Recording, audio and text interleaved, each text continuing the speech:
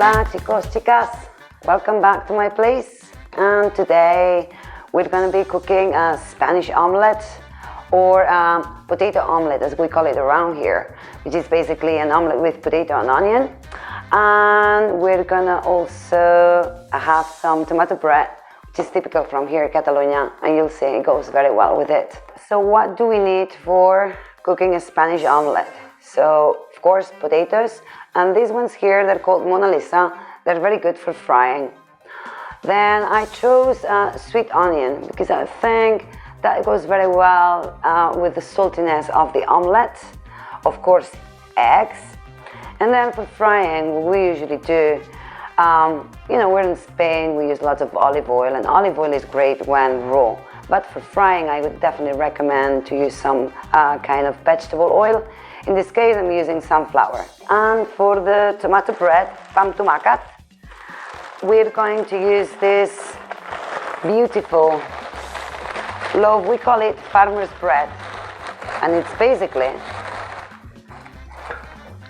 a big loaf that I have had sliced. Beautiful, soft inside, and nice and crunchy crust on the outside. Then for the tomato, we're going to use these tomatoes. They're called hanging tomatoes. They're tiny, they're very soft on the inside, very, very juicy, and we use them only for soaking on tomato bread. Now we're gonna peel some potatoes. This way of peeling potatoes.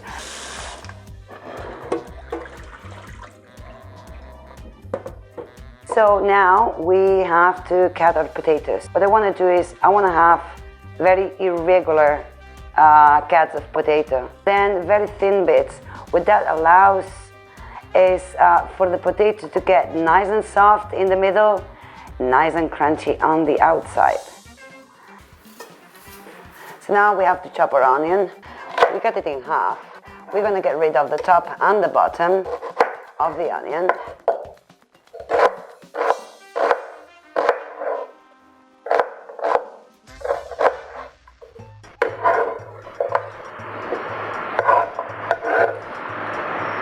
For peeling and garlic, so you can actually just get rid of the first layers.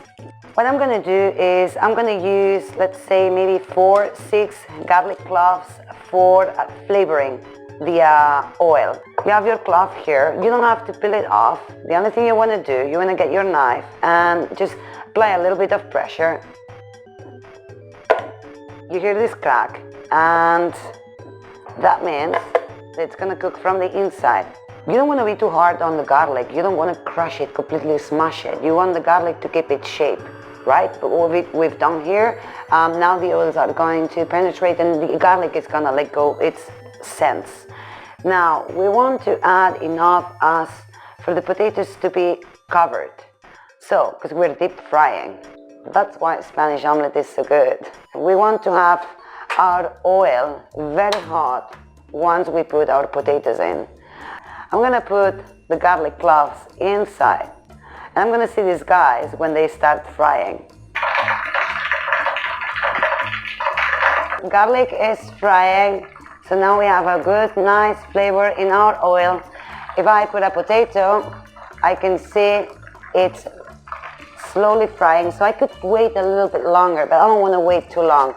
Then, it's very important, this is a pan full of oil. If I were to just chuck the potatoes in, it could splash. That couldn't be good for anybody. So we have to be very careful. What we can do, we can bring some potatoes to the edge of the pan and we can build like a base. So I can keep adding without fear of splashing, so I don't hurt anybody. So now this may seem a lot, but by the end of the frying, we're gonna be left with half the amount of the potatoes. Okay.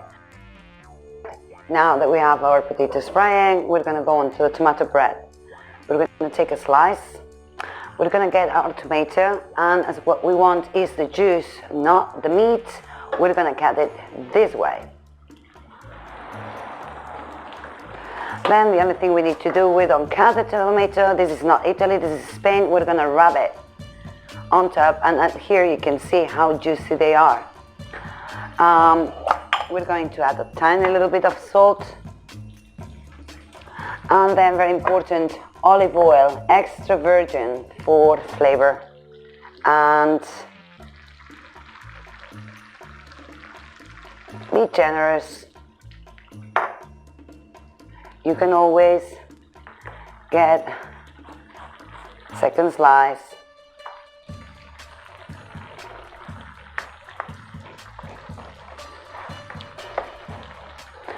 Now, this is ready. The only thing we have to do, we can cut it.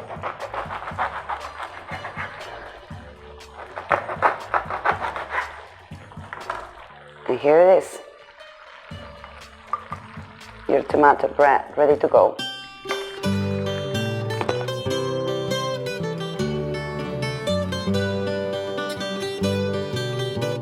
Our potatoes are almost fried, and I know this because if I pinch the thickest, I can easily go through them. So what I want is for the ones at the bottom to get a bit golden and crunchy. That's going to give our omelette a beautiful texture. So now what we have to do, we have to get rid of the excess oil, because we want to be able to reuse it some of the time, right? So basically, being very careful. You can do this in the sink if it's more comfortable for you. We want our potatoes, we want to get rid of the excess oil. Here also, it's a moment when we have to remember how many garlic cloves we added. So we can take them out. We don't want this in our omelette, but you definitely want to eat this. So I'm going to put them here aside. I remember we put 6. And the 6th. Now, we want our potatoes to cool down a little bit. Ratio for eggs. It's difficult because potatoes have different sizes, eggs have different sizes. So what I would say, what I would recommend is see how much, once you fry the potato, see what's the volume of that. Then you can whisk, depending on the size. I would say for a couple of big potatoes, you could do 4 to 6 eggs, depending on how big they are. In this case, I'm going to do 12. Basically, what you have to count is you have to cover the fried potatoes in whisked egg. You don't have to have too much excess egg or too little. It doesn't have to be dry. Once we have the eggs, we'll have to whisk them. If you don't have some of this at home, you can use a fork, which is the old way of doing things. You don't want to overdo it either. You don't want to have too much air in them. You can see there's some bubbles, but not too many. I'm going to add a little bit of salt on our potatoes. Salt is an enhancer. If you don't add any, it's not going to be tasty. If you add too much, then it's not going to be edible. It's better to be short on salt than to do too much.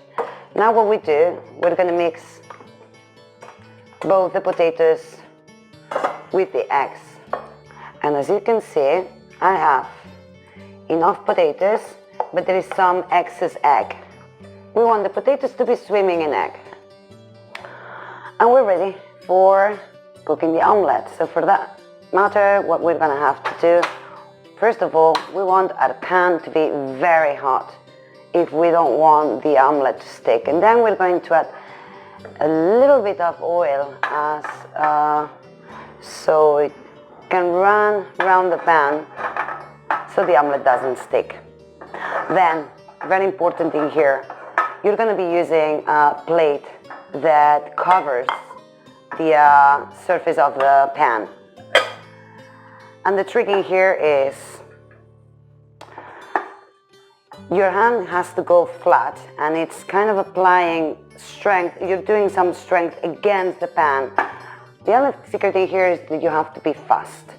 If you hesitate, that's when your omelette may fall. But if you're fast, your omelette will be in this side of the plate, and then you can slide it back in.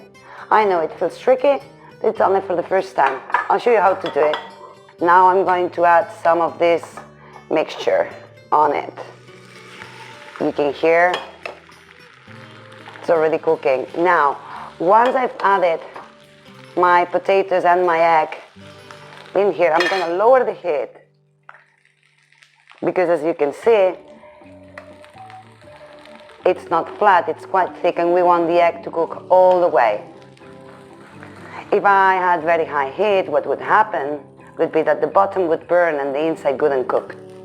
We're gonna let it cook for about maybe a couple of minutes, minute and a half on this side. Then we will flip it and we'll cook it on the other side. You can see it's not sticking because I can move it. And I can see this one is already kind of brown. So here I'm gonna get ready. I'm gonna put the plate on top of the pan. I'm gonna hold it and then, without thinking. Now, I can see there's a little bit of excess oil on my pan, so I don't need to add any. If you saw your pan was very dry, then you would have to add some. And then from the edge, you slide it back in. Right? This is the good thing about omelettes. You can always choose, they have always two sides. You can always reshape it. You make sure it's completely cooked, has a beautiful color. I'm going to flip it again. This side is a bit less cooked. Goes back in.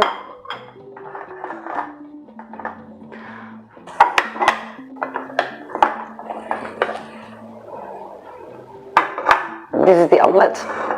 Beautiful omelette, actually. So, here's our omelette. Beautiful. Depending on how big you make it, it's going to be easier or more difficult. This size is perfect with our tomato bread. And I would say Spanish omelettes are usually cut as pizza. And this is how your omelette looks on the inside. Delicious. And enjoy.